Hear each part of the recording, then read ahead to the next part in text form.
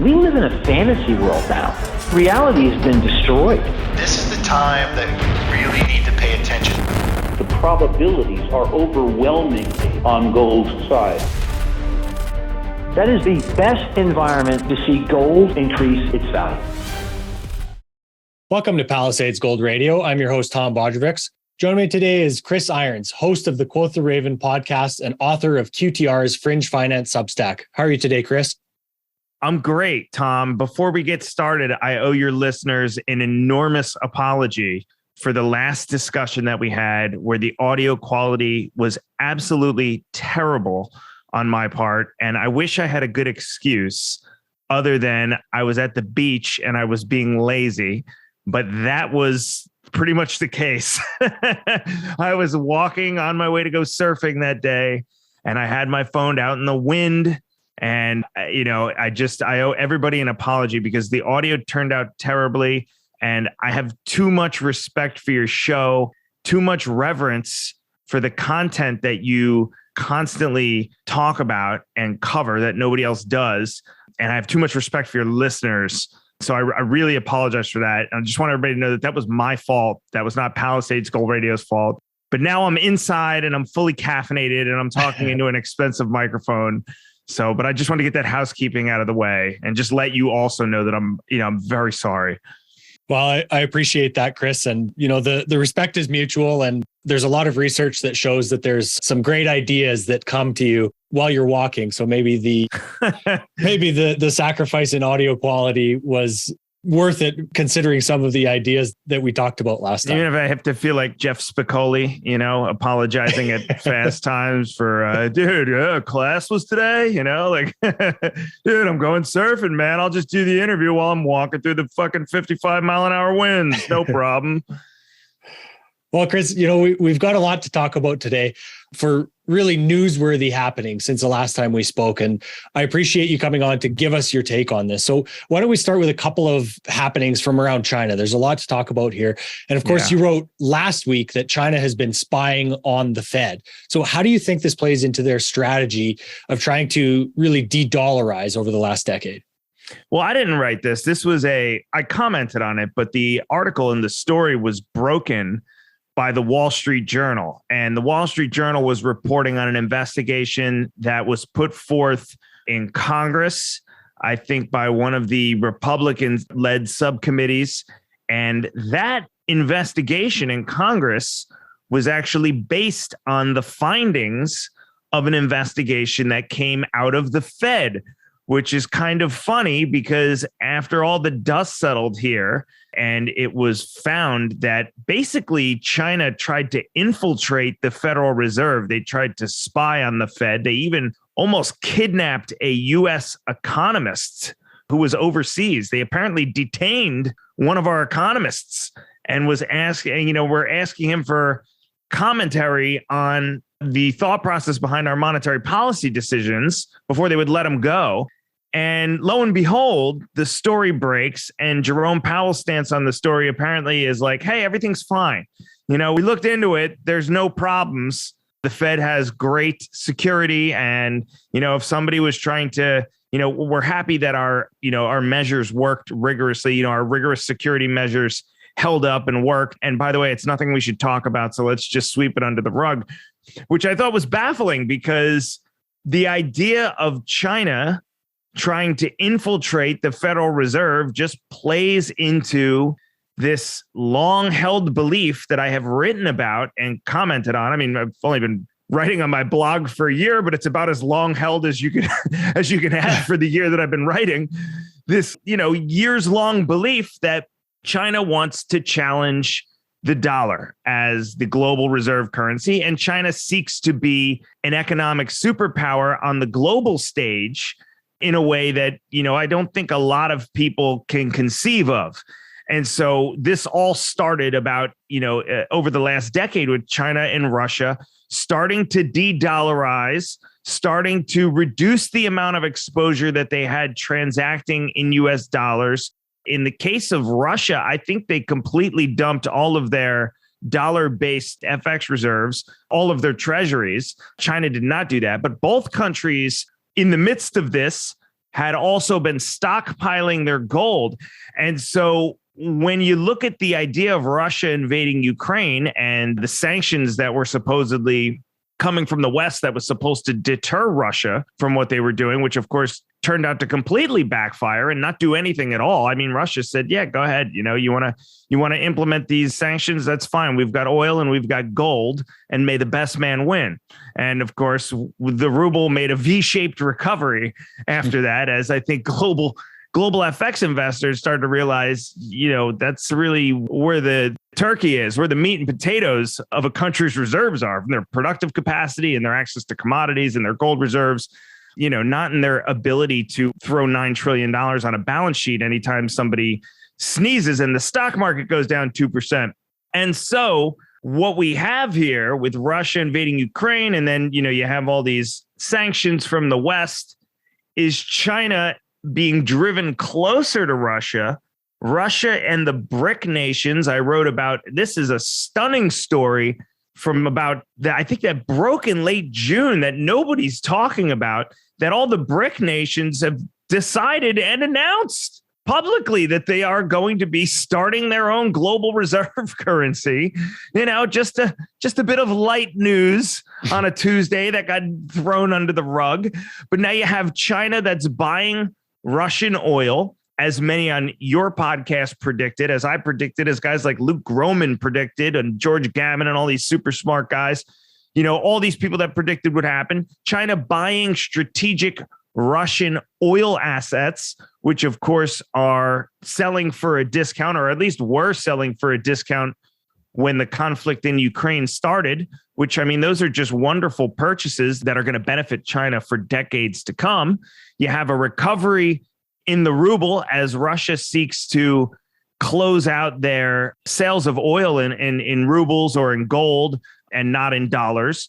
And you have this situation where China and Russia have been forced to ally themselves, not even forced, they have kind of voluntarily allied themselves with India, with Saudi Arabia, with the BRIC nations, and they've become a unit together. And now the West and our fiat currency, and as John Anthony West would say, our striped toothpaste and all the other innovations that we've come up with over here, including the ability to print $9 trillion again every time the stock market sneezes. We're on one side. And then all of a sudden on the other side, you have these nations with these enormous productive capacity, enormous quality and quantity of commodities, this enormous respect, at least it appears like, for sound money that we don't have on the other side. And so is it any surprise to me now that what we've seen this week with Nancy Pelosi wanting to go over to Taiwan has begat more verbose rhetoric from China? No, it doesn't. And I wrote this morning that I think Chinese equities could very similarly suffer the same fate as Russian equities in the not too distant future, because I think China has made up their mind that they want Taiwan. I think Russia had their mind made up about Ukraine, and China had their mind made up about Taiwan ahead of time. I think they both play a long game. I think that their efforts to de-dollarize over the last decade were not a mistake. I think the fact that Russia waited to do this until Joe Biden was in office is not a mistake. I think that them waiting to do this until the United States was suffering from serious inflation is not a mistake. I think the fact that the supply chain, much of which comes from Asia, comes from China, is gummed up at the moment, whether that be on purpose or not, and we can talk about COVID lockdowns, and that is not a mistake. I think the timing is precise. I think it's surgical. And I'm not sure that, hopefully our intelligence agencies over here, who did a good job, at least in predicting that Russia was going to invade Ukraine, hopefully they understand that this is all part of a longer game as well. But China infiltrating the Fed, that just fits right into the long game that I think China is playing here. And it doesn't surprise me at all. As I wrote in that article, I have a little bit of experience in analyzing US listed China-based equities. With that came a little bit of work with some Chinese nationals, with a little bit of understanding about how the Chinese government works.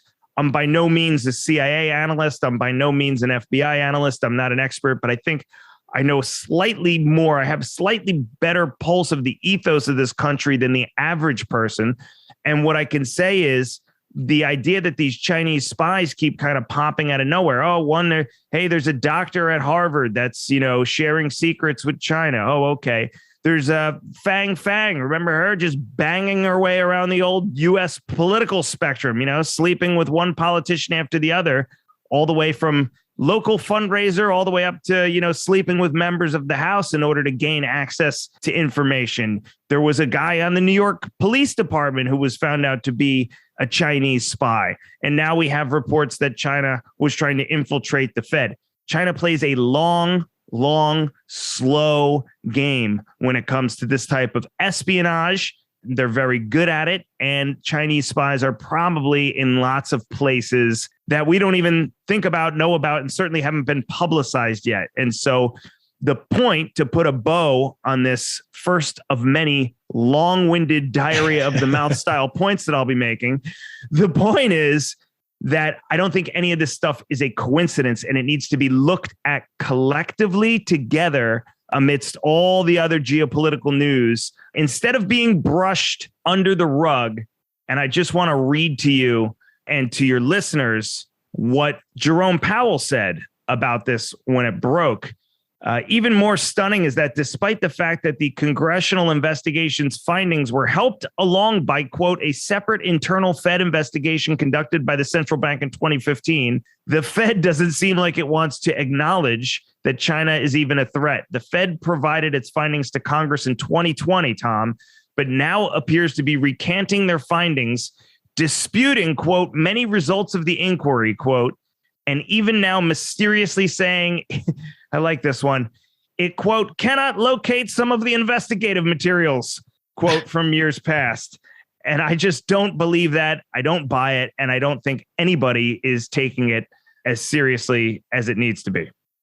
Well, and to that point, Chris, you and I were chatting a little bit about that when you sent me that story last week. And the point that I brought up, and maybe it's worth expanding on here, is if you think that maybe that was strategic, that they kind of downplayed and brushed to the side this idea that there was Chinese espionage in the Fed, maybe because they don't want, the idea to be brought forth that they might be doing the same thing in return towards China, and or strategic again, when the BRICS plus nations come out and say, we're moving towards this other currency.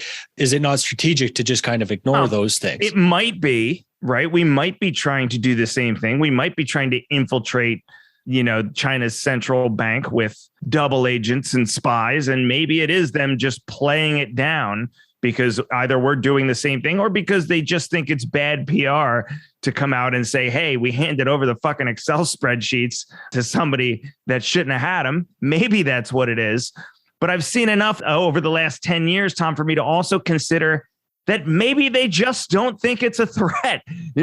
Maybe they just aren't taking it as seriously as they should be. And I'd hate if that was the case. Mm-hmm. And to anybody who hasn't taken their red pill yet, I hate to ruin it for you, but there is a case for just ignorance, for us just not understanding what's going on. And I think it's happened more than once. I hate to bring up these politicians that fell for this Chinese spy. And I wrote in my article, look, I mean this in the nicest way possible, but there were U.S. political officials that were sleeping with this Chinese spy who, not necessarily the best looking individuals. This Fremont Mayor, Bill Harrison, I'm sure he's a nice guy. I'm sure he's a wonderful guy, happens to probably be 350, 400 pounds, and when some dainty 110 pound nubile Chinese, mid 20s staffer comes up to you and she can't wait to blow you. And you're thinking to yourself, hey, maybe she really likes me. I'm sorry, but you're just a little naive in that type of situation. So I'd like to say that it's just not us being naive, but I think there is a chance that that's the case. There's also a chance you're right, Tom. There's also a chance that maybe we're doing the same thing. Yeah, I mean, there's just so many incentives to consider there, right? And yes, I think that comes back to the idea that, maybe Not necessarily that power corrupts, but that power can also blind in those situations, right? Sure. Yeah, absolutely. I mean, I don't know. Maybe this guy just, maybe it would have been the same thing if he just went to the bar.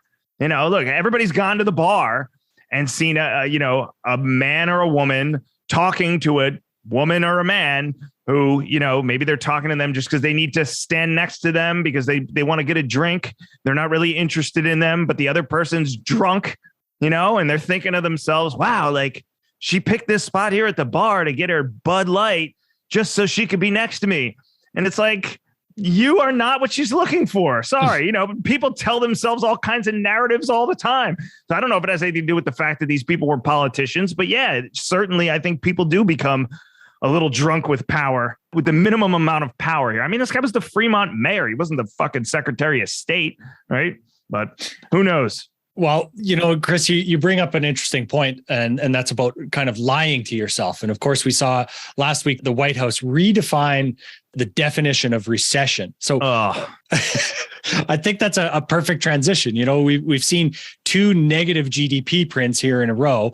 So why is it now that we have to decide that we have to redefine the definition of recession? Is it because there are more nuances to consider what constitutes a recession? Or is it that we're just, the old saying of the fox guarding the hen house, the Fed calculating its own CPI figures? Is that the same type of situation there? Well, the byline, I wrote about this last week on my blog, and the byline to the article that I wrote was, don't let them insult your intelligence. This one is a layup. Okay. Trying to come out and say that 2 negative quarters of GDP in a row is not the definition of a recession, when if you type recession into Google, okay, the left-wing censorship, factory that is Google, even the Google definition that it spit out was 2 negative quarters of GDP. So, even when the people on the left managing the definitions are trying to define recession, look, everybody on both sides of the aisle, and you could go back and mine many, many hours of, House Financial Services Committee footage and things like that to find people on both sides of the aisle constantly referring to a recession as 2 negative quarters of GDP. The problem is that the White House and the Fed have run out of shit to try to micromanage and redefine. They've run out of variables to try to mess with, and they're still not getting the numbers that they like. Their hands are a little tied in the sense that they have this inflationary problem, so they can't solve the problem with the money printer right now like they usually do. And, the definition of recession that includes GDP is kind of funny, Tom, because it's this relic kind of from the Austrian school still. Right? When you look at something like inflation that's been redefined to be higher prices instead of expansion of the money supply, that's kind of a Keynesian definition of inflation. The Austrian school definition, like a guy like Peter Schiff, would tell you with a vein bursting out of his forehead that the definition of inflation is the expansion of the money supply. As a matter of fact, he was just on Megyn Kelly's podcast a couple of days ago. Great interview where he's arguing just that. The problem with this definition of recession is it's one of the last relics of financial common sense. Why? Because it's tied to the idea of productivity. It's really simple. The reason that we use GDP to indicate whether or not a country is in recession is because when GDP is positive, what that is it's a productive expansion. It's an economic expansion of the country's productivity. And a recession is a contraction of the country's productivity. So you have this very simple definition that is tied to this old school kind of Austrian thought that productivity really is where your bread is buttered, right? Productivity is where it all starts from. Productivity is what we seek, not necessarily, this little thing about the jobs number or this little thing about prices. But hey, is the country in an economic expansion? How do you figure it out? Not from all these other little, ticky-tacky points. It's whether or not the country's productivity is in the process of expanding or contracting. So the problem with GDP, the problem for the left, is it had a very no bullshit technical definition that was tied to Austrian school thinking. Real economics 101, as Thomas Sowell would call basic economics, right? And those relics of the Austrian days when economics used to make sense and financial and economic laws were easy, that doesn't gel with what we're doing now. So far, we have, the Keynesian MMT system has survived by modifying and redefining everything that doesn't turn up the way that looks good for us. So we just change variables, we micromanage the economy, we change definitions, we fix prices in order to try to arrive at some kind of result that we think we can pass off as a result that's an indicator to most people of a healthy economy, right? So why do we focus on jobs and this dumbass 2% inflation target? Well, we do that because if we had sound money, those numbers would be absolutely horrifying. So we focus on the things that are convenient in order to try to play off as though the economy is doing well, when really what we're doing is we're just perpetuating this bubble. And GDP was one of the last kind of old school, definitions that hadn't really been fucked with.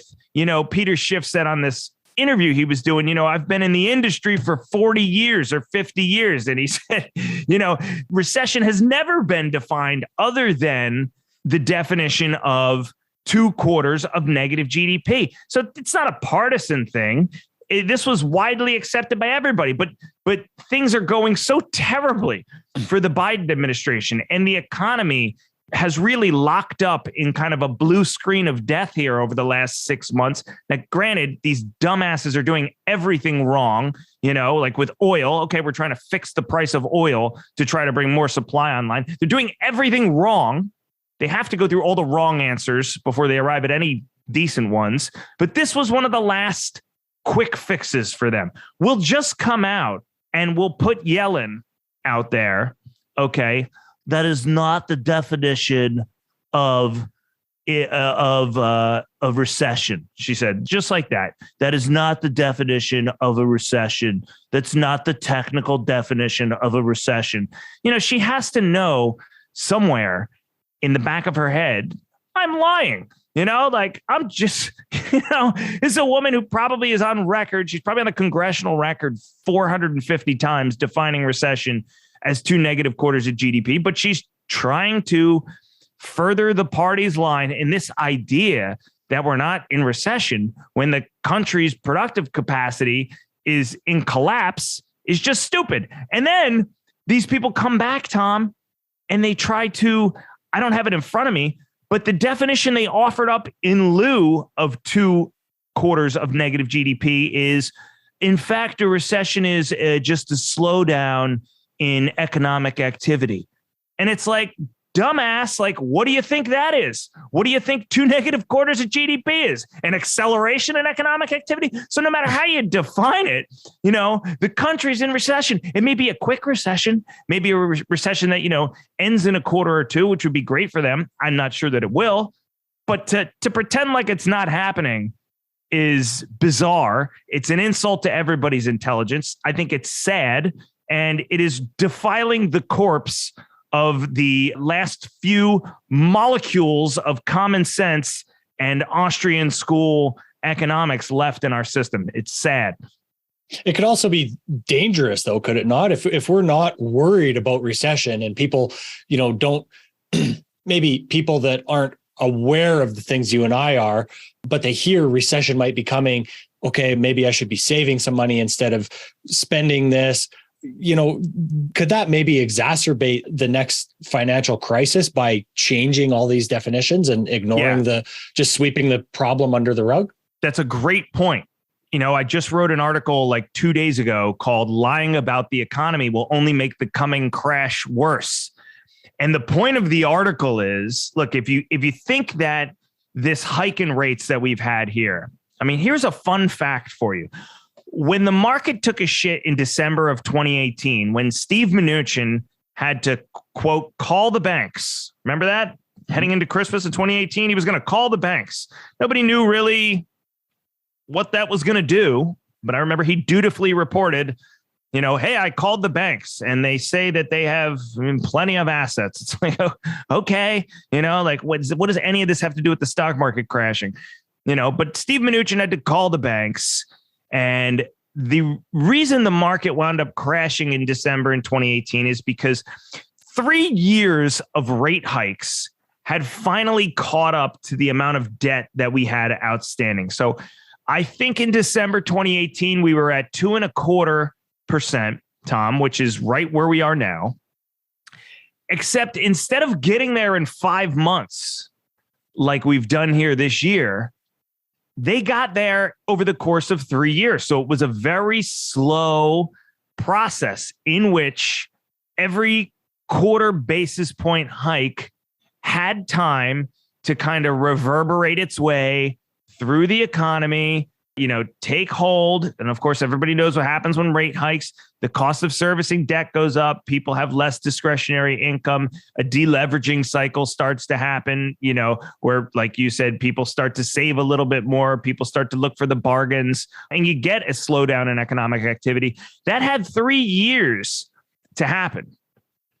All right. Now what we've seen in these 3 or 4, 50, 75, 100 basis point moves in succession is we've gone from 0 to this fever pitch of 225 basis points with more debt outstanding than we had in 2018 and a hell of a lot faster, which means that we're going to have more of an aftershock coming with less time to prepare for it when these rate hikes truly make their way through the economic system. And maybe it takes another quarter or two for the shit to hit the fan. I don't really know. But all I know is, it still hasn't processed its way through the economic landscape the way that it had time to back in 2018. And in 2018, of course, famously, we had that crash, which I think was, 10 or 20% just in December.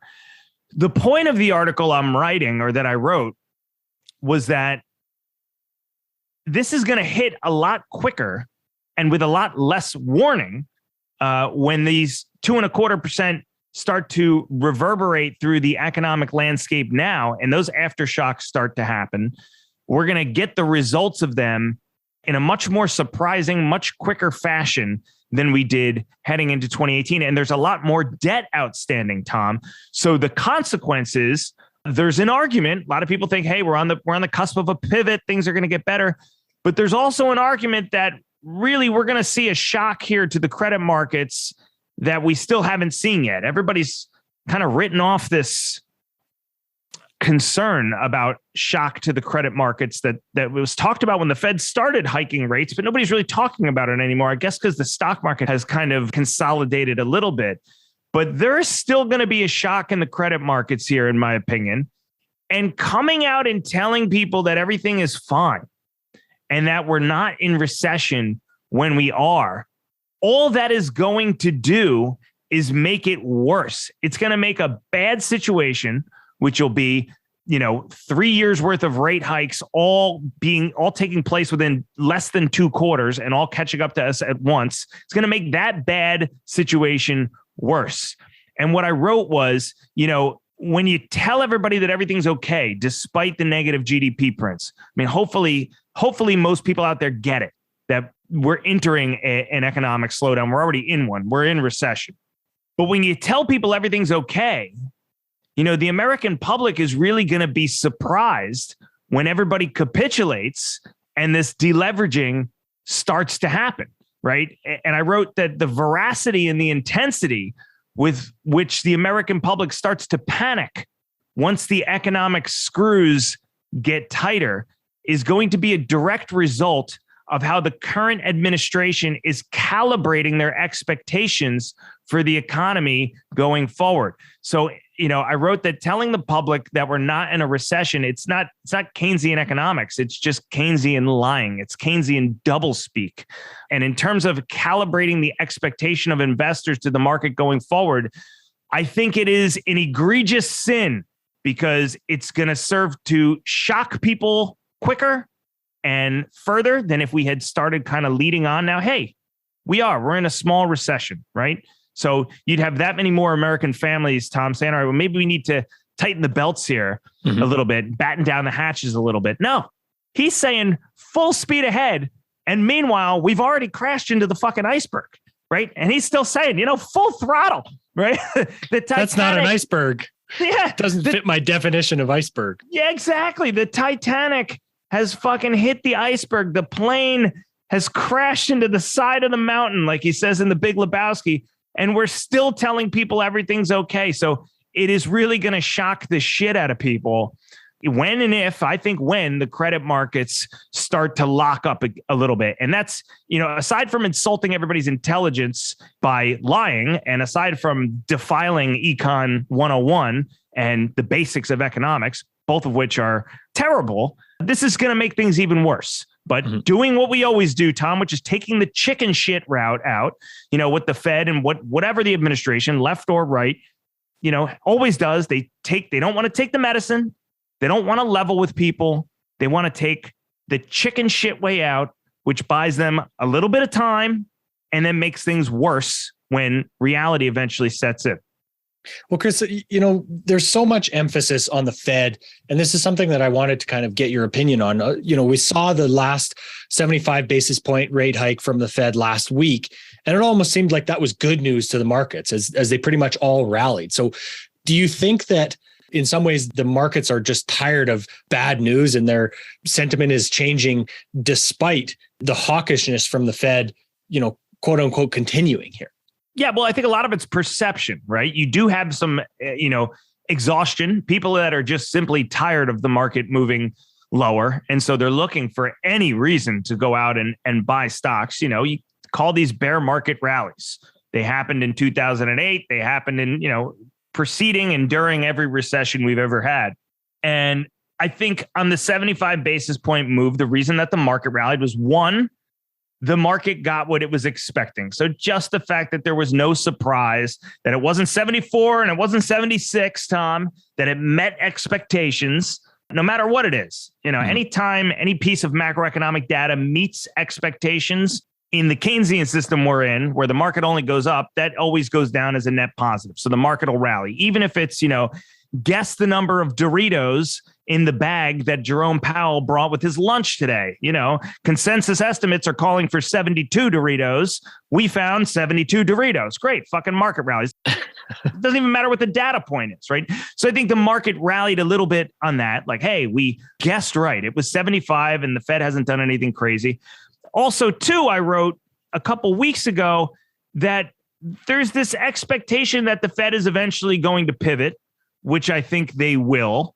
The expectation generally goes like this. Look, we just had a 9.1% print. Inflation comps going into next year are going to be easier. Doesn't mean inflation is going to stop or really even that it's going to slow, just that the comparables going into next year are going to make it appear as though, inflation at least isn't accelerating parabolically. That doesn't mean that we're not still going to be having debilitating, brutalizing inflation that will crush the middle class. Just means that the number that pops out is going to look nicer than 9.1%. And I think that there's a chance that even with real rates at -5%, -6%, the Fed is going to declare some sort of victory over inflation if that comparable CPI number starts to come down. And then you have mix in the fact that, spot prices on a lot of commodities, at least for the last month, have steadied a little bit. I mean, we had 6 months of fever pitch, every commodity you could get your hands on going up. So what I noted a couple weeks ago on my blog was, hey, look, at least for July, the spot price of a lot of commodities, not all of them, but for a lot of them, including this CRB commodity index that I was looking at, has come down a little bit for the month. So you have this confluence of factors that lead some people to look at the most optimistic of scenarios, which is that the CPI number comes down a little bit. And even though it's terrible, the Fed still declares some success and they start to loosen up their language maybe a little bit before they even take action, just to breathe some fresh air into the market that, hey, we may not have to go as hard on QT as we thought. I mean, the Fed hasn't even started offloading assets in the way that it said it was going to yet. I think they're supposed to do that in September. I mean, that hasn't even happened yet. I thought it was supposed to start in July. I thought so too, but I was reading yesterday that they haven't hit full throttle yet. I don't think they hit full throttle until September. So The point of the matter is, we're out here talking about a pivot already, but we haven't seen the data to support that. And while I think it's possible, I think, that's the narrative for people that are going in and buying stocks at a price that's still historically, if you're looking at market cap to GDP, could be 20, 30, 40, 50% higher than the mean that we would usually see after a recession. So is it a fool's rally? Is it a fool's kind of bear market rally? It might be. Is it possible all those things that I said in the optimistic scenario happen? Yes, I do think it's possible. That is, in essence, is the Fed just tipping the scales between tightening policy and allowing inflation to blow off a little bit. It just becomes how they're going to deal with the situation going forward. There's two ways to do it, right? You can default on the debt or you can allow inflation to run rampant. So this would be them kind of tipping the scales more towards inflation. And, the article that I wrote was called Inflation, Recession, or Both. And it was talking about what is that balance going to be like? Where's the Fed going to arrive? Are they going to allow inflation to run a little bit more rampant so that we don't, so it doesn't appear that we have a recession? Or are they going to bring us, further and deeper into recession in order to try and quell inflation a little bit more?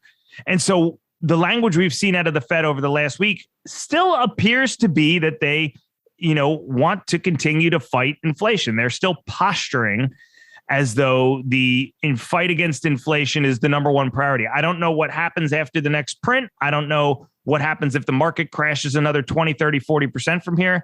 I don't know where the Fed put is. I don't know what point it is, where Powell just pisses himself and says, I can't take this anymore. I can't take the political pressure. I can't take the idea, even if I have to let inflation take hold, I can't take the idea of turning on CNBC one more morning and seeing the S&P down, So maybe at some point he says, we'll just let stocks go up in nominal terms just to kind of relieve this pressure, because the politicians, they don't get it. They don't understand. They would probably, like somebody like Elizabeth Warren, who is talking a lot of shit about Powell, she would probably rather see the stock market go up than the inflation number come down. Because to her, the stock market equals the economy, which of course isn't true, but it's the appearance that things are going well when they're not. So, it's about going forward here and what balance the Fed wants to strike. I forget your original question, to be honest with you. That's okay. You're known for these rants that kind of encompass everything. And there's so many of these different ideas that need to be tied in. Well, what the hell was your original question, though?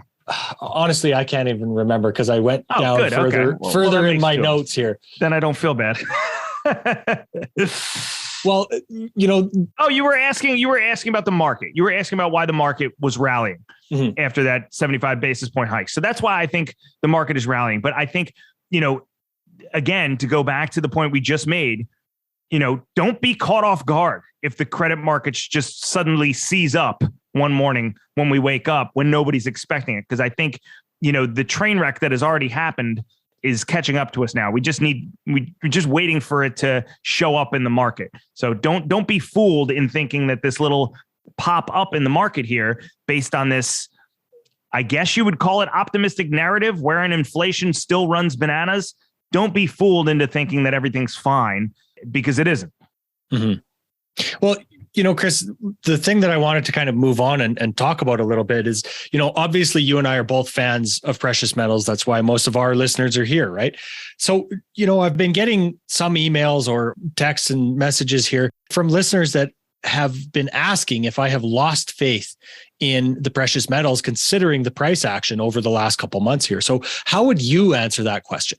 I would answer it simply, which is how could you have possibly lost faith in precious metals when you have China and Russia who have banded together and basically said, we're going to defect from the entire global economy as we know it.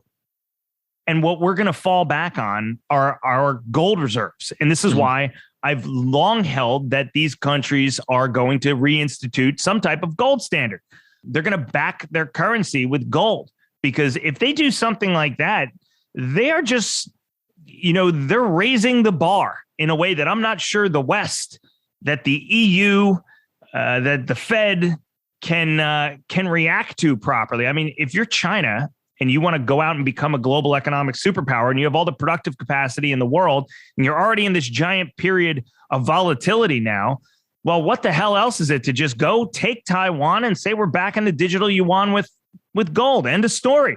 And everybody else, like Russia did, we're going to continue to produce oil. We'll take rubles and everybody else can fucking sort it out. The rest of you, the rest of the global economy can sort it out. But here's what we're doing. We've got this gold to fall back on. We've got these commodities to fall back on. We're not pulling out of the war. You can kick us out of SWIFT. You can take our McDonald's. We'll fucking build our own from the ground up, with like what they're doing. They're coming up with the Russian state-run Starbucks and McDonald's replacements. And I don't think China might be far behind. And what is allowing them to do that? What's giving them the confidence to be able to do that? And it is this stockpile of gold that they have been putting together.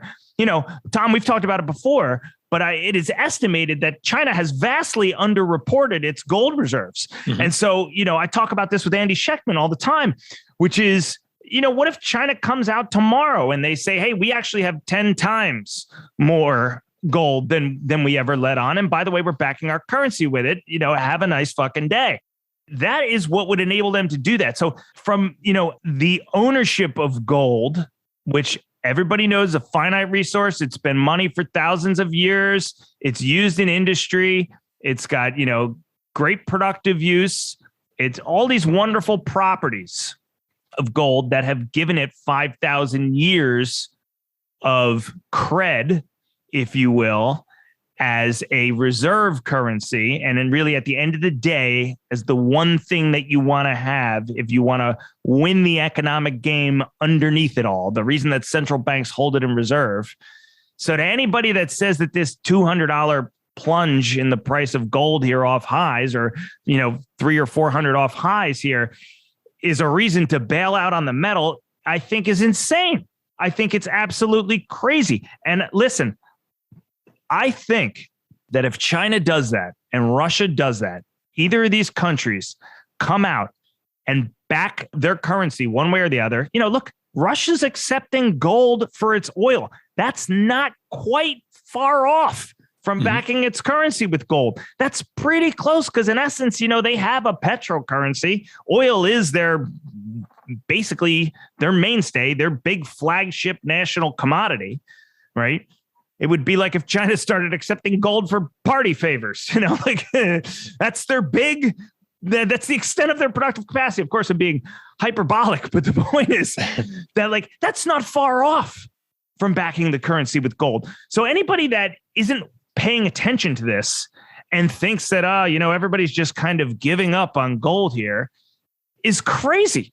And I think that if either of those countries come out and announce that they're going to back this new global reserve currency with gold, or they're going to back the digital yuan, China's digital currency with gold, we're going to see a rush to buy gold that I'm not sure historically we've ever seen before.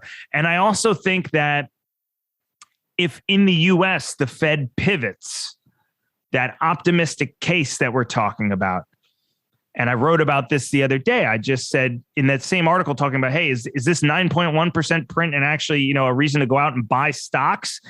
I laid out the case that I just laid out to your listeners. But on top of it, I said, gold's going to go at the same time. Because when the Fed decides to switch back to an easy money, gold has fallen here over the last 6 months, 3 months, under the guise that the Fed has this inflation thing under control, Tom. The dollar's up, gold's down. Rates are going up. We're in control. It's time to play hardball. We got it. Everybody calm down, whatever. hey, if they pivot, gold's going through 2,500 and it's going through 2,500, I think, from current levels, probably in 2 weeks, 3 weeks time. I think if the Fed really does pivot and goes the course of letting inflation run a little bit further, and we get that inflation in the stock market, which would take place, you get that big relief rally in nominal terms, gold is going to go. Gold is going to go with it. And if you look at a non-inflation adjusted, non-log scale chart of gold over the last 30 years, like I was doing yesterday, all you see is this big giant cup and handle. And you think about all right, well, what's the next catalyst going to be? Is it going to be these countries returning back to the gold standard, or is it going to be the Fed pivoting? But I think either one of those is going to send gold through the fucking stratosphere. And I think that miners have been under a little bit of pressure, not only from the falling price of gold, but also due to the increase in fixed costs, or variable costs rather, because of commodity prices going up. Right? Everything costs a little bit more. A lot of the oils, especially diesel fuel. Yeah, exactly. The diesel fuel used in mining, those things have gone up. But if they continue to steady and the price of gold moves higher, the leverage that these miners are going to get is going to be immense. Gold miners and silver miners. I own the GDX. I own SIL, the silver miners. I think I bought a little bit more today. I've been adding. I just think that it's wool being pulled over people's eyes. It's the false appearance that the Fed has everything under control. I mean, that's what's got the dollar so strong right now. That's not going to last. We're not going to be able to keep up this charade. We're going to have this credit crisis. We're going to have a crisis wherein politicians put more pressure on the Fed to ease. It's going to happen. And that's when you're going to see gold shoot sparks out of its ass and fly through 2000 and never come back again. And look, don't take my word for it, because I'm not giving financial advice, but go back and listen to Palisades Gold Radio. Listen to the last 10, 20, 30 interviews that you've done. I listen to all of them. They're my favorite podcasts to listen to when I run. And, people seem to understand this, except, whoever's, and, who the fuck knows where the paper price of gold is coming from, where the spot price of gold is coming from. I mean, you want to start to pick the brain of somebody like Andy Schectman again. He's going to tell you all this crazy shit about how, there's these massive short positions on COMEX, and, they've got 1% of the gold that they would need to cover all the positions that are outstanding. There's a lot of fucky stuff going on with the paper price of gold and silver. Where is the true price? To me, I have trouble believing that it's 1,700 now. I think it should be probably 2,000, 2,500, 3,000 now. But given one of those two events going forward, I think that we're going to see some serious shit. And so I am using this as an opportunity to buy gold, to add miners. That's what I've been doing. I'm looking for Andy Schectman emailed me today, and I can't find the email, but I hadn't heard from him in a while. And he basically just said, that he appreciated that I was talking about the de-dollarization, the China and Russia de-dollarization, that he agreed with a lot of what I was saying. And I wanted to read his thoughts here, but I can't find the email. But he would be a great guy to also have on again soon, because I think he can shed light on the gold and silver market in a way that I can't, given his expertise. Mm-hmm. Well, and there's been a lot of people that talk about, well, gold isn't keeping up with inflation, right? And I think that more so in the short term, it is more protection against these crazy financial conditions and failures in the system, rather than just being an inflation hedge. Is that a fair assessment? Yeah. And I think it's really tough to try to gauge where gold is supposed to be. Mm-hmm. I think there's almost a case for owning miners instead of owning paper gold, like the GLD or something. I'd rather own the GDX. I'd rather own gold mining companies, because they're cash producing companies and they pay dividends and they generate free cash. Mm-hmm. The paper gold contracts, I mean, they can just cancel them. To the best of my understanding, they can just take you out of those trades and cancel them. And I think if the bull case that many gold investors think about, wherein you get this big seismic shift on a global scale takes place, you're going to want to be holding physical, because things are going to get distorted and out of whack, and trades are going to get busted. And there's probably going to be some real fucky periods of odd price movement. You know, you don't get a $300, $400, $500, $600 move higher in the price of gold over a week or two without some things blowing up. Somebody's blowing up somewhere. I don't know where it is, but you know, the people that are messing around with paper gold are likely to get carried out of trades. The people that are messing around with leverage on gold and silver, you know, to the short side are going to get carried out. And then you'll see like what we're seeing in crypto now, which is all these over-levered companies that have overextended themselves, unable to bear the brunt of a price movement in the wrong direction. So you just want to own physical gold and physical silver after that, because it's going to take a while for the smoke to clear. And then the next discussion you have to have is whether or not countries are going to nationalize miners. And that I think will be even further down the road, because if you believe in this case that gold and silver are eventually going to back the currency again, which I think is a real case that I think has to happen. I think it really does have to happen.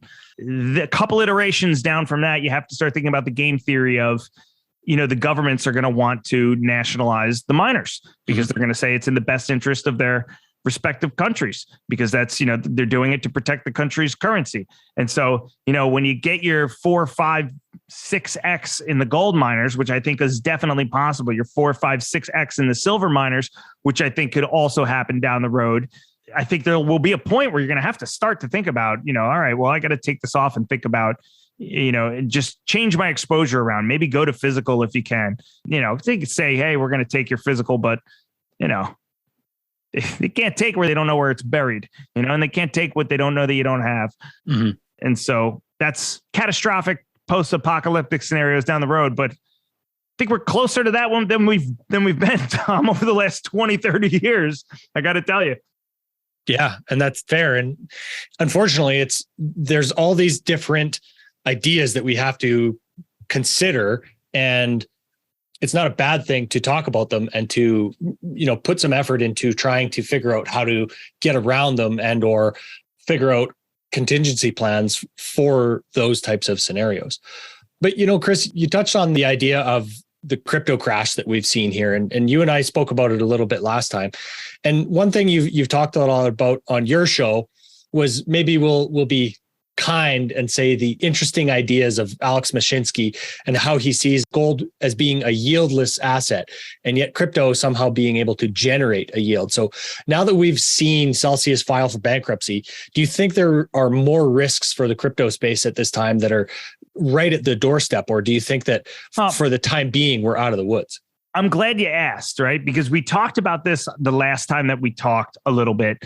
And I actually went back to the interview and I tried to listen to what I was saying, because I was, you know, you have to pardon my ego, but I was putting together a little greatest hits compilation of some of the things I had said about Celsius over the last 6 months, because, you know, like a couple other people, like Peter Schiff has said, they were taking enormous risk. And what I said specifically on your program was that until a guy like Mashinsky blows up, I don't think that crypto is even worth looking at. I think there's this massive deleveraging that still needs to happen in crypto. And that was the last thing that we talked about on our last interview. Unfortunately, the audio quality was so bad that I didn't even want to take that clip and replay it, even though I was right, you know, and that should tell you something about how shitty the audio quality was, because I was so stoked to be like, oh yeah, I'm going to go back, take this 10-second clip and I'm going to put it on a loop and I'm going to listen to it for the rest of my life and pat myself on the back. What a genius I am. And I went back and listened to it and I was like, oh man, I'm like, this sounds so terrible. I'm such an ass for like trying to take that call while I was standing at Ventnor Fishing Pier, getting ready to go surfing. It was just selfish. By the way, I want to apologize for that again. I have a lot of respect for your program and I really shouldn't have done that. Having said that, to the content, you know, look, it was clear that Alex Mashinsky was taking inordinate risks, that Celsius and all these companies that are doing, you know, lending, crypto lending, were taking enormous risks. You don't need to know anything about anything other than 7, 10, 12, 15% yields don't just fall out of the sky. You know, junk bonds now don't even yield 5%. I mean, that's like the state of the bond market right now, right? The riskiest corporate paper out there, I think, yields like 6%. So the fact that this bonehead was out there telling people that they can generate a yield from crypto was not only disingenuous, but, kind of nefarious in the sense that there are a lot of people out there that don't really understand where yield comes from, and that they believed him when he said that, Bitcoin generates a yield. Another wonderful quote from this guy was, "Gold has no value." That was a quote that he made during his Kitco interview with Peter Schiff. He said, "Gold has no value, Peter." He said, "Just because we use it in industry doesn't mean it has any value." And I just listened to that one line, like, he just, first off, he just proved himself wrong in one line. But who says something like that? Who says gold has no value? What a dangerous, thoughtless, dumbass thing to say. So was I surprised when Celsius went bankrupt? No, I wasn't. I hate to say it. I wish there was more I could have done to try to get people out of Celsius. That hopefully, people get some kind of recovery. But I think it's a good, since then there's been other blowups, right? You've seen some of these other firms doing the same type of lending that have also blown up. I still think there's more deleveraging that has to take place. I think, as I said to you, let's just say Bitcoin survives for the long term. And I'm a skeptic on crypto. I'd rather own gold. But let's just say that Bitcoin survives for the long term. And let's say there's institutional money on the sideline waiting to buy Bitcoin. Are they nibbling now? Maybe they're nibbling a little bit. We've had a little bit of a crypto, nuclear holocaust here, as I called it on the last podcast. But I still think there would be more money waiting for two other inevitabilities to occur. One is Michael Saylor. I think the powers that be, the market gods that be, when they know that you're all in and you're levered on something, the market gods have a way of just getting you to that point where the stop loss is and getting you out of the position. I don't know how to explain it. Maybe it's just instinct from years of trading. Maybe it's from conversations I've had with market makers on the floor of the New York Stock Exchange, where I say, hey, you can see people's stop losses and just hit those and take those out, right? And they go, oh, yeah, we fucking do it all the time. Maybe it's that, but it just feels like Saylor has to get carried out, I think. And it still feels like this stable coin circus that's been going on here with Tether, who's been avoiding producing an audit for their stable coin. They've produced these attestations, and they still claim that every Tether is backed by the equivalent of $1 worth of investments. And you have this whole lot of people. It's pretty much widely accepted that everybody is skeptical as to whether or not that's true. I think until we get some truth there, and until this guy Saylor, does the interview where he's apologizing for the tattoo on CNBC, or he's sweating, or he's putting out the blog post saying, please bear with us. We're doing everything we can to recover customer assets while we file Chapter 11 or whatever Celsius did. We may not have hit the bottom in crypto, but, I'm not surprised. I think that, if there's a case for crypto, it's one where Bitcoin survives, because it's the bottom foundational layer of the whole universe. And all of these derivatives, shit coins and altcoins and toxic lending companies and all these things all get carried out. Maybe Bitcoin survives, but I think we still haven't seen real capitulation. There's still like a pretty orderly sell-off in crypto. You had a lot of people, I think, that were forced out. A lot of these, 3 Arrows Capitals and all their counterparties and all the Celsius counterparties. You had a lot of people that had to deleverage. And now you got this guy Bankman-Fried in there bailing people out. And it's like, all right, I had lunch with a well-known hedge fund manager. I don't know if he would want me to mention his name, so I'm not going to, a month or two ago, who just said to me, just very casually, and how do we know this Bankman-Fried guy is solvent? I said, it's a really good point. How do we know? He probably is, but maybe he isn't. And so I think there's still excess. There's still malinvestment that needs to come out of crypto. But, are we near a near-term bottom? I really don't know. How do you gauge that on something that trades only on technical analysis and doesn't have a fundamental use case? It's difficult for me to try to price. Is it cheap at 20,000? Is it cheap at 10,000? Well, who knows? Is it cheap at 30,000? The people that are bullish will say, yeah, it's cheap at any price under $1 trillion, billion, zillion dollars because it's going to be the future global reserve currency. Well, I'm a little bit skeptical of that, So, Chris, when you're talking about solvency, you did a recent episode with a lawyer chatting about the nuances of the Twitter deal and Elon Musk. So can you give us a little bit of an overview of the issues surrounding the deal and the considerations that I believe it was the Delaware state law will add? You don't have to be a lawyer to understand this case. The case generally revolves around the fact that, Musk said he wanted to buy Twitter and that he wanted to waive his due diligence. And he wanted to just ram this deal through, and that it was all jokes and laughs and, talking shit and all this stuff over the last month or two, while Twitter's price whipsawed back and forth, and all these snowflakes in Silicon Valley working at the company were wondering, whether or not with Elon Musk at the helm, whether or not they would be addressed by their correct pronouns in years to come. It was all of that happening very quickly. And then all of a sudden him saying, never mind, I want out, after a definitive agreement has been put into place, wherein he waived his, right to due diligence. And, now he's nitpicking, saying, well, the company said this, and this about fake accounts and spam accounts and bots, when really one of the reasons he said up front that he wanted to buy the company was to rid it of spam and bots. So now he takes this case, the two of them take this case to Delaware Chancery Court. And the point of the podcast was to try to get a pulse, try to get a temperature on whether or not the Delaware Chancery Court was going to cater to Elon Musk, as courts have done in the past. I mean, the guy's pretty much gotten away with every dumbass thing he's done. Calling Vern Ensworth a pedo, he got away with that. He won that case. Bailing out his cousin's bankrupt Solar City, well, he got away with that too. Faking an $80 billion buyout for Tesla. He got away with that. Lying about the solar roof tiles. He got away with that. Lying about the battery swap program. He got away with that. He's been lying about full self-driving and autonomy for 6-7 years nonstop. He's gotten away with that. So the question was generally, are we going to, can we put a pulse on and handicap whether or not he's going to get away with this pulling out of the Twitter deal when anybody can see clearly he really threw down and said, I want to buy Twitter. Come hell or high water. I'm in. I don't care about due diligence. It's like somebody coming in and buying a house and waiving the inspection and coming in $10,000 above asking price and saying, just ram it through. We just got to get it through.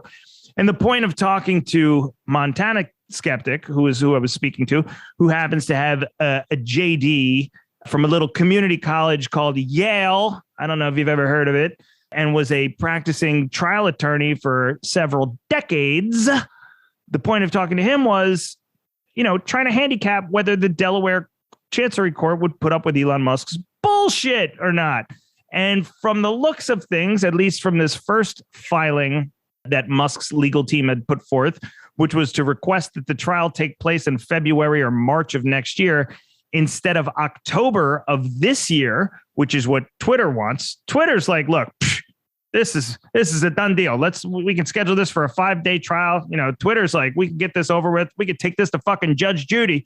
She'll wrap this up in a half hour, So that's Twitter's kind of stance on it because they have the leverage. They're in the right. And at least from this first round of motions, it looks as though the Delaware Chancery Court may not be as amused with Elon Musk as other people have been in the past. And then the question becomes, is he going to have to buy Twitter? And if so, at what price? And what does that mean for his Tesla holdings? And where's he going to get the Skrilla to put the deal together? And are his financial backers still with him? And so the idea of that podcast was try to handicap the outcome. If I had to guess an outcome today, I would say that he is going to be forced to buy the company or remunerate Twitter to the tune of many, many, many billions of dollars, not just this $1 billion breakup fee, maybe $10-15 billion if he wants to back out. But I think more than likely what will happen is he will settle with Twitter to buy the company at a slightly lower price, one that is still material for him. Mm-hmm. One that I think could put him under some financial duress, and one that gets the deal done for Twitter and makes their shareholders whole. Mm-hmm. So, Chris, where do you see any opportunity in these markets? Are you seeing this as a relief rally, or are you just going back in short ARK and Tesla here? Well, I'll give you a little bit of, I sent out a note to my paid subscribers on my blog that I'll just put out there now, because really, it was timely when I sent it out, but I'll just tell you a little bit about it now. And, my blog is called Fringe Finance. I write a lot of public articles, but when I talk about the markets and things like that, I do only send them to my paid subscribers. And this is generally the very unqualified musings and brain farts that I come up with when I'm, out for a jog in the morning or whatever. But I was writing about this Pelosi going to Taiwan and how I think that is escalating tensions between the US and China. And, what do I think that means for markets? So, look, I already talked about why I like gold and miners. I think that there's a two-pronged kind of case for them. If China and Russia start to back the currency with gold, if we get more geopolitical unrest, if the Fed pivots, all bullish for gold. I like them, and I like the miners. From there, I would rather be short Tesla than ARK, ARKK, which is, I was short ARK for the last however long, 6 months, 8 months since I've been writing about it. I think Tesla is disproportionately inaccurately priced compared to everything else in that flagship fund. Not saying that there's any more dog shit in there, because there is. But I also think that, when you look at cash generative companies like Zoom, and you look at these companies like Roku and Teladoc that have just gotten federally pounded over the last 6 months, including Roku, which just beefed their earnings like 2 days ago. I mean, that stock used to be at 300. It's trading at 60 now. It's probably still overvalued. But the point is that, the only company that hasn't gotten brutalized out of that whole basket of companies has been Tesla. Mm-hmm. And I've written about that over the last 6 months, how that has kind of, that's been the one string that the ARK fund has held up by. And that if Tesla goes, ARKK is going to go with it, because that's the one thing that they've kind of hung their hat on here. So I'd rather just be short Tesla. I think Tesla's a car company, and I think it's priced like a tech company. I think there's a case for Tesla re-rating lower 70%, in a bull market based on nothing. I just think it's egregiously overvalued as it stands. Then you got all this other liability. You have the NHTSA investigation outstanding where they're looking into autopilot. I mean, God help that company if the NHTSA comes out and says that they have to refund people's, full self-driving deposits, or that they can't do autonomous driving. I mean, that could be disastrous. You have an ungodly amount of competition that's come online for them that wasn't there over the last 2-3 years. And the company's still trading at this insane tech growth multiple when it should really be trading at, 8 or 10 times earnings like General Motors is, and I'm not sure that they can consistently generate cash either. They're generating a lot of cash from selling these ZEV credits and things like that. So I think it may not be a sustainable business as people think it is. And I think on top of that, it's being priced ridiculously. So I'd rather be short Tesla than short the ARK basket now. There's other individual names that I like. So in my note to subscribers, I wrote about cybersecurity, which is something that, we saw this morning before Pelosi landed in Taiwan, that the Taiwanese presidential website had been hacked. And one of the points that I started to make about China a couple months ago on my blog was that the next war, this big conflict that we're in now with China and Russia, a lot of this is going to be fought online. We've already seen it, right? We've seen Russia go after Ukraine's infrastructure and hack their websites and bring down a lot of their cybersecurity before even sending one tank over the line. I mean, if you remember, those were the reports coming out of Kiev like 2-3 months ago that, the Ukrainian internet went down. That's why Zelensky was begging Starlink to put those satellites in the air, because they didn't have any internet access. That's a big deal. So I think, this World War III scenario, by the way, I love aerospace and defense also too. I wrote about, that's why I own, companies like Lockheed Martin and the ITA ETF. I think aerospace and defense are good value stocks relative to the rest of the market that I think could be timely right now, given this conflict globally that doesn't look like it's going to resolve. It doesn't look like the US, China, and Russia are going to be making peace anytime soon. It looks like the start of a new Cold War. And, Cold War now will be different than a Cold War in the 70s because we have the internet now. And so that leads me to cybersecurity. And that's why I own the IHAK, IHAK ETF. And it's also why I own companies like Palo Alto Networks, which is one of my favorites, PANW. I think that a lot of cybersecurity companies could even wind up becoming wholly owned subsidiaries of the Department of Defense at some point. Maybe the Department of Defense doesn't buy them, but like Boeing, like Lockheed Martin, they put their campuses right next to where the Department of Defense is, and the Treasury will never let them go bankrupt because in essence, they're producing everything that the Department of Defense needs. And I think that's going to happen with a lot of cybersecurity names. We've already seen consolidation in cybersecurity. A couple of cybersecurity names over the last few months have been acquired, and I think more will likely be scooped up and acquired. So I think if you're looking for a growth sector and you want to invest in tech now, and this is not financial advice, I'm saying you as in the royal you as in me, not you. Don't listen to what I'm doing. I live in a 400 square foot studio apartment. You don't want to end up like me. But I'm saying if you're looking for an area where you can invest in tech and you can invest in growth, I think cybersecurity makes more sense than going out and buying something like Netflix right now or Roku, not to say that they won't go up. But if you're talking about big secular, massive tailwinds, I feel like, defense and cybersecurity will be big ones, and then I also liked just select names here and there that I like, Lululemon. Okay. It's a retailer, it's a Target, it's a retailer.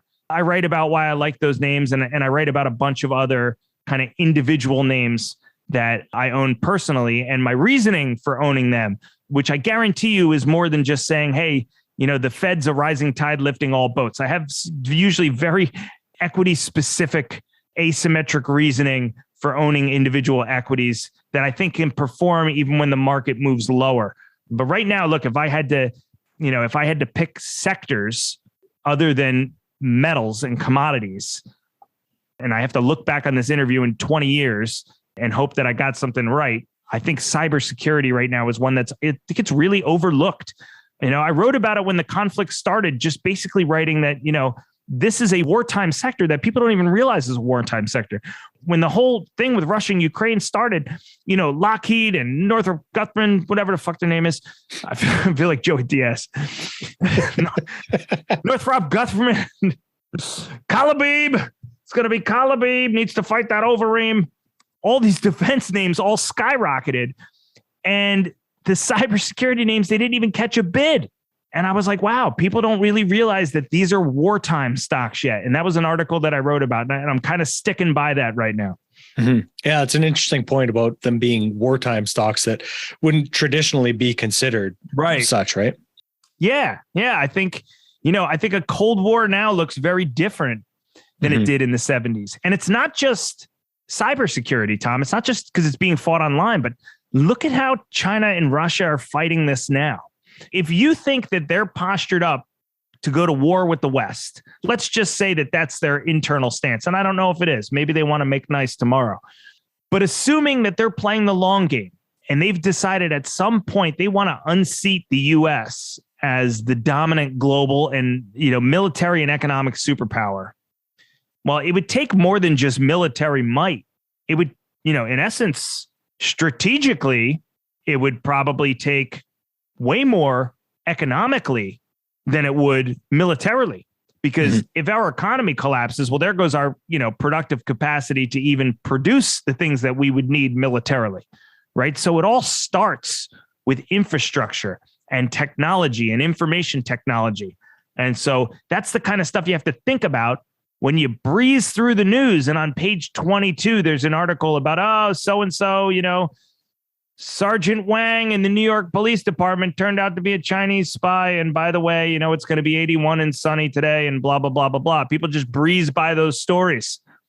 It's like, maybe something's going on under the surface here.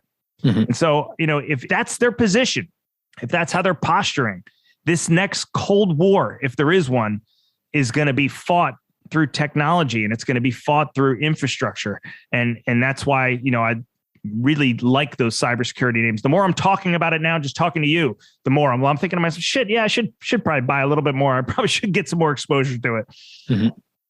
Yeah, it's an interesting point that you brought up, Chris. I think we've covered the gamut there. Is there anything else that you want to mention before we wrap up here?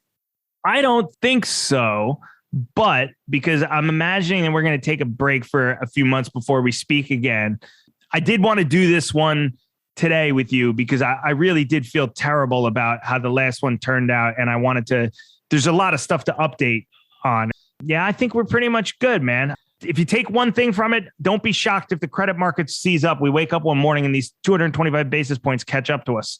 Because I think this idea, oh, everything's fine. Even the market rallied today after Pelosi landed in Taiwan. Oh, everything's okay. She landed. They didn't shoot down her jet. Bullish. It's like, all right, let's see how it pans out here over the next couple of months. All right. I wouldn't be in there buying stocks on that. But no, I want to thank you. I want to thank you, readers. I want to apologize to both of you again for the last one that we did. And I'm glad we were able to talk again. I love your show. I love your listeners. They come over, they comment on my blog, they send me messages. They're fucking smart. They're informed. They're great to hear from. And that's it. I can't thank you enough. Well, thank you too, Chris. And I appreciate you adding to the conversation. It is good to have a conversation with a little bit more color and maybe language than we're used to at Palisades Gold Radio. But, that's the whole point of doing this show, is to be able to get different opinions and see the market from different perspectives. And, listening to your podcast for a long time too, I appreciate the things that you bring up and the topics that you cover over there too, Chris. And yeah, well, I'm you know what? It's so nice that you don't edit what I say. And that's, why I talked to you today about, can I release this under my own podcast too, after Palisades released it? Because, my listeners are going to hear the exact same thing that your listeners are going to hear. And at the end of the day, whether I know there's some of your listeners don't like the language I use, whatever, but at the end of the day, man, that's what it's all about. Is you're out there, you're throwing out the dragnet and you're bringing in all these different opinions. And that's why I love listening to your show, because you don't edit people and you let them say what they got to say, even if it's counterintuitive to gold at the time. I've heard people on your podcast come on and make the case that it's not the right time for gold. Well, and that's, I go out of my way to try and find those people simply because I want to see, maybe we're wrong. Maybe we've missed something. And even when I do typically try to find somebody that is bearish on gold, it seems to be more so for the short term and not so much for the longer term. They're worried about trying to catch a bottom rather than thinking about it in the longer term protection wise that gold seems to offer. And if you're an investor and your goal as a human being is to either protect or preserve your wealth and or preserve the financial security and physical security of the people that you love, right? If that's what your goal is in life, you don't really care if somebody isn't in your echo chamber. What you want is you want everybody to lay out the facts as objectively as possible on the table. And then you want to kind of take those and be able to make what you determine to be the right decisions based on that. So the more objective opinion you get, whether it fits your current narrative or not, the better. Because if your end goal is like what mine is, which is to just stay informed and to just maybe try to, get people thinking a little bit differently and maybe look at the other side of the coin, even if I'm not even investing that way. That's what you need. You have to have the discourse, and in an age where it's all about censorship and it's all about, a couple of people in San Francisco determining that a bunch of other people are, spreading disinformation because they have different opinions and people being banned off social media and all this shit. That's all we can hope for, man. And that's what gives your program integrity. And that's what's above all, what's really important. I would take integrity and a good faith, coming from a position of good faith over, somebody that's just going to tell me what I want to hear any day of the week. Yeah, I couldn't agree more, Chris. And, the idea of not being censored and being able to have access, the internet has given us access to more opinion and information than we've ever had before. Right. Yeah, it might take some time to filter through that. And I think, as the old saying goes, sunlight is the best disinfectant. Right. There are going to be bullshit opinions that are going to be expressed from time to time. And the more objective we can be, just figuring out our own opinions based on many different data points is the whole goal of this show. And I think my viewpoint in general, because there's so many things that we can look back on over the last 2 years that have come out to be blatant lies. And yet, despite best efforts and censorship, there's a lot of people that have picked up on that. And I think that that's important. And there's not ever been a time in my mind that I am aware of where the blatant disinformation campaign that we have seen has been so managed in the West. And I don't think there's a lot of people that are aware of the extent to which that information is being filtered. Yeah. And when you have the media so eager to carry water for whatever the official narrative is, whether it's wrong or it's right, just out there carrying water. You know, Rachel Maddow saying, if you take the vaccine, there's no way you're going to get COVID, right? Just shit like that. Mm-hmm. Like just lies. Just this bill that they're trying to fucking put through now, Tom, is called the Inflation Reduction Act. And it's got like $430 billion in new spending in it. I mean, that's what we're up against. And we're up against a media machine that will happily, with a smile and makeup on, tell you that, you know, it's called the Inflation Reduction Act. So that's what it's going to do. It's going to reduce inflation when, you know, it's just more government spending.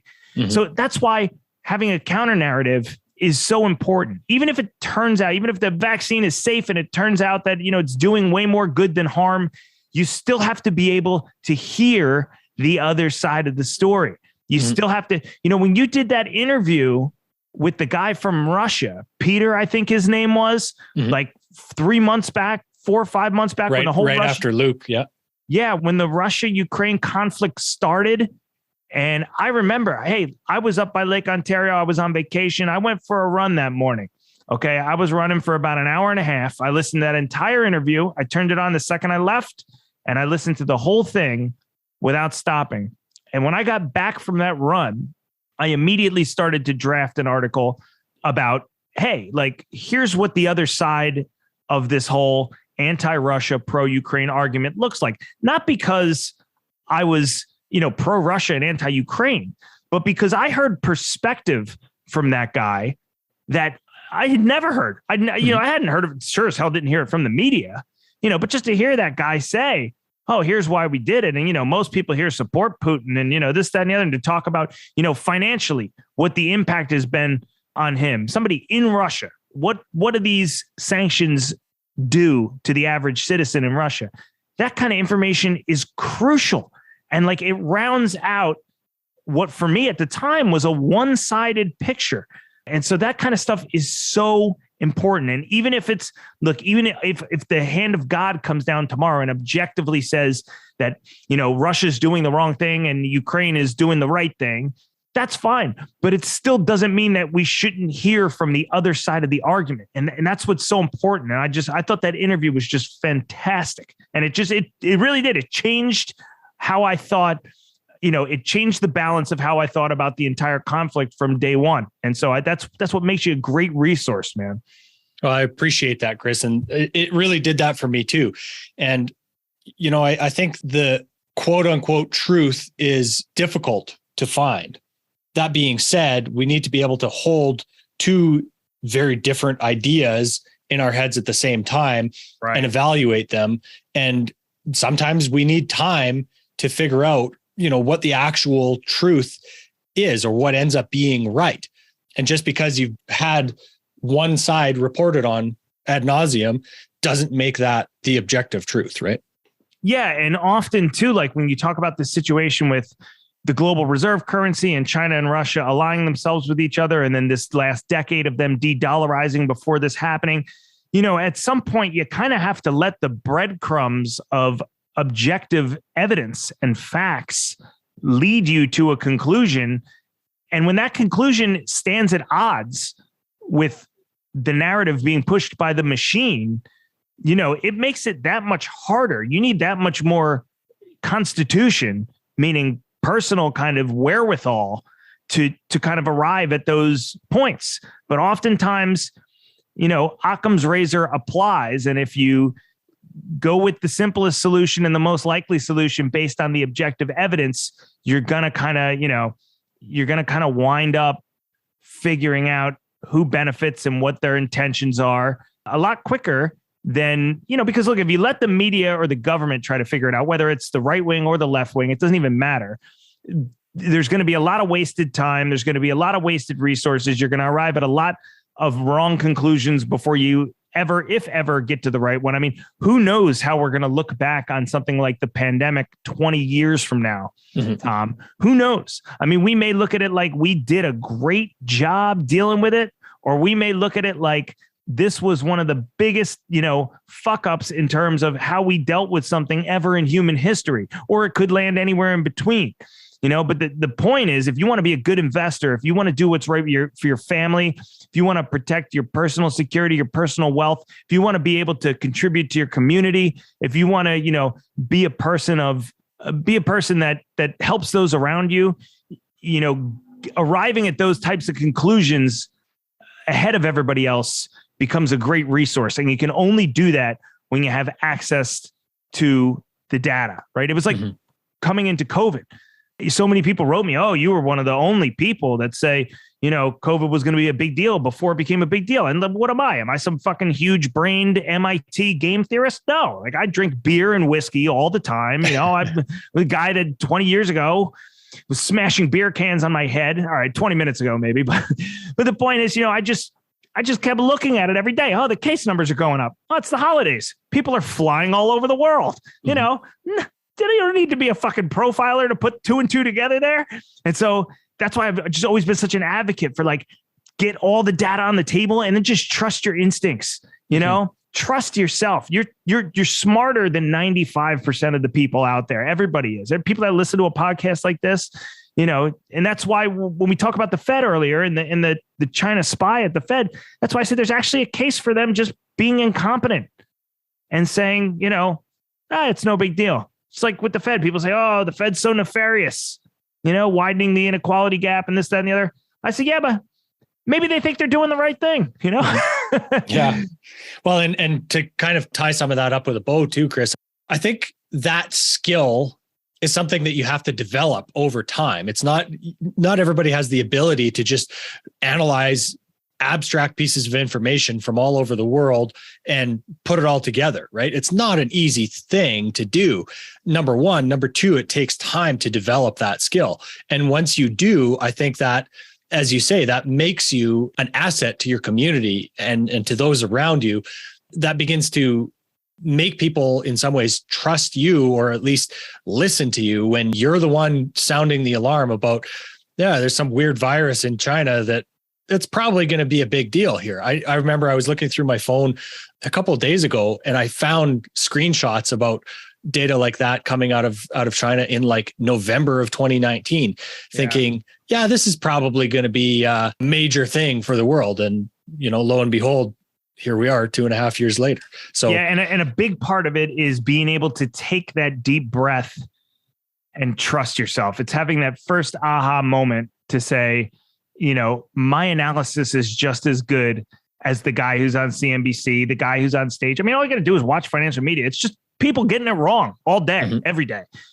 By the way, while we were recording this, just 5 minutes ago, MicroStrategy just put out a press release that Michael Saylor is going to be stepping down as CEO of the company, and he will remain the chairman of the board of directors and an executive officer of the company.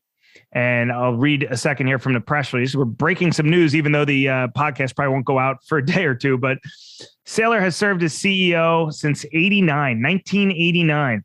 I believe that splitting the roles of chairman and CEO will enable us to better pursue our two corporate strategies of acquiring and holding Bitcoin and growing our enterprise analytics software business. As executive chairman, I'll be able to focus more on our Bitcoin acquisition strategy and related Bitcoin advocacy initiatives, while Fang, that's the name of the person who's taking over, Fang Li, will be empowered as CEO to manage overall corporate operations, which to me, now here's my, speaking of intuition, here's my 2 cents on this without reading any of it or taking in their financial highlights or anything. Let's just actually take a look at the financial highlights. Loss from operation. They lost $918.1 million in the quarter. That might have something to do with it. My take on this real quick is the board probably said there has to be some accountability because we just took massive losses on our Bitcoin over the last 6 months. And he's been the guy heading that up. And it's time to maybe protect the other interests of the company and also make it look as though the board is doing something. Yeah. So interesting little development here at the end of the podcast. Absolutely. All right, Chris. Well, I just want to remind our listeners, your podcast is available everywhere, Quoth The Raven podcast, and then your Substack, quoththeraven.substack.com. Excellent writing, and I've enjoyed reading all the articles that I can. And of course, on Twitter, you're just a wealth of information as well at QTR Research. Chris, I want to thank you so much for your time today, man. Really appreciate it. Thank you, brother. And now we can finally take a couple of months off from each other. I'll catch back up with you in Q4, probably. Maybe we can talk. All right. Sounds good, man. Always happy to have you back. Thanks, Tom. Bye-bye. Take care. This podcast is for general informational purposes only. Nothing on this podcast should be taken as investment advice. Guests on this show are not compensated for their appearance. Listeners are urged to educate themselves and make their own decisions. Do not base any investment decisions on the information contained. To view our full disclaimer, please visit our website.